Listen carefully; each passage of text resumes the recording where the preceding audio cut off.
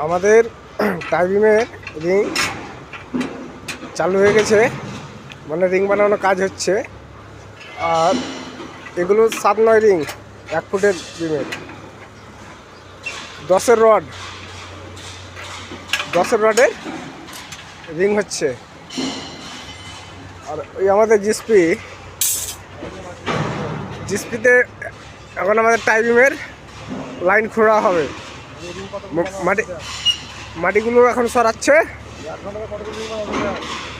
আমাদের 1 ঘন্টাতে অনেকটা রিং বানিয়ে নিয়েছে, অনেকটা রিং বানাচ্ছে। আর এইটুকু আর কতক্ষণ লাগবে? আর কতক্ষণ লাগবে বানাতে? আর ঘন্টা 2 বলছে।